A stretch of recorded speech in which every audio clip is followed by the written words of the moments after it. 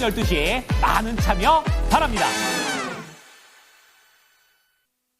이어서 모닝 리포트입니다. 세 가지 업황적으로 봤었을 때 쟁쟁한 종목들 준비가 되어 있는데요. 첫 번째는 KT가 되겠습니다. AI와 관련된 그런 모멘텀들도 있고 올해 제가 주도줍니다라는 그런 제목으로 시작을 하게 됩니다.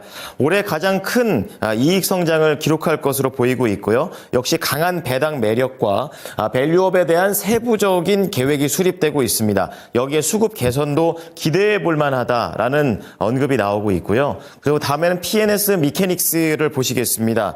재활 로봇 중에서도 국내 이 보행과 관련해서 국내 최초의 이런 로봇을 개발했다라는 타이틀을 가지고 있고요. 그만큼 핵심 기술을 확보하고 있고 해외 판로를 확보 완료를 했기 때문에 앞으로에 대한 높은 성장세가 기대된다라는 관점입니다.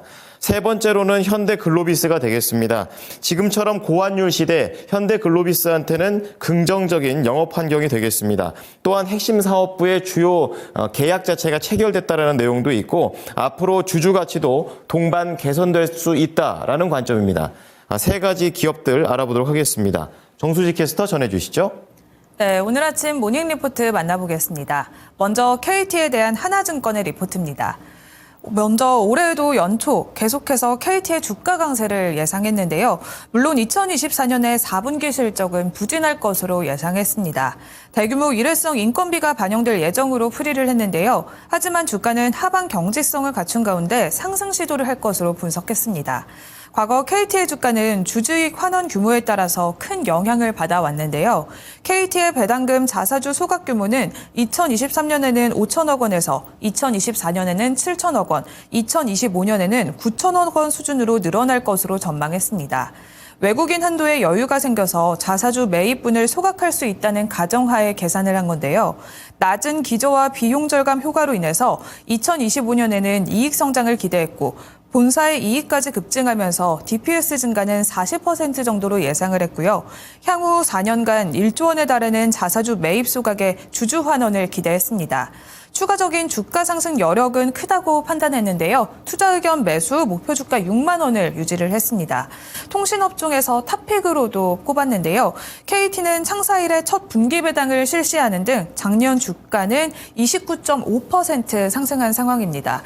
이 12월에는 5만 원 선까지 올라갔고 이후에는 조금씩 조정을 받으면서 전일 종가 43,950원 선까지 내려왔는데요. 목표 주가 6만 원까지 기대해 보도록 하겠습니다. 두 번째 리포트 만나보겠습니다. PNS 미케닉스에 대한 한국투자증권의 리포트입니다.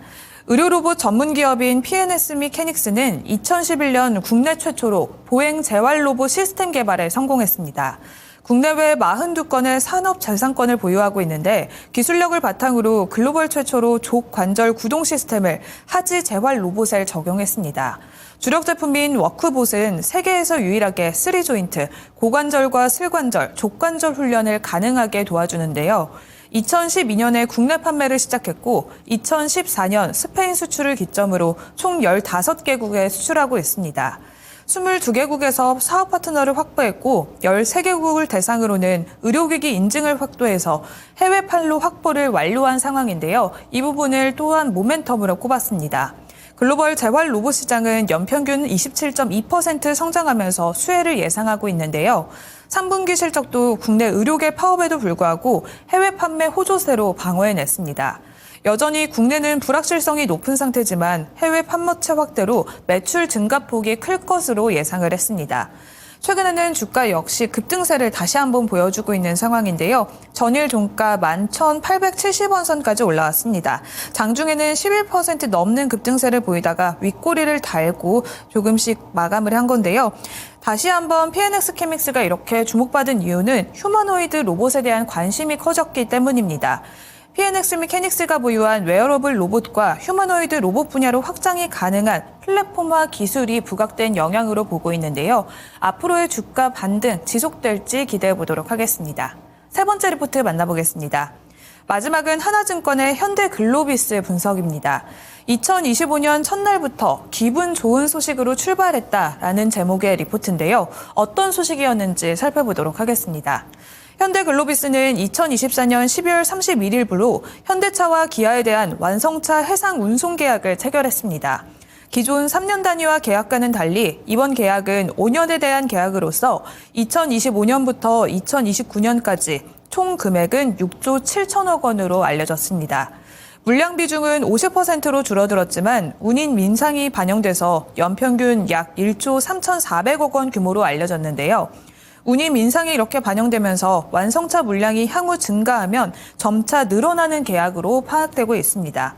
선대 확대와 운임 상승으로 자동차 운반선 호조가 지속될 것으로 기대되고 있는데요.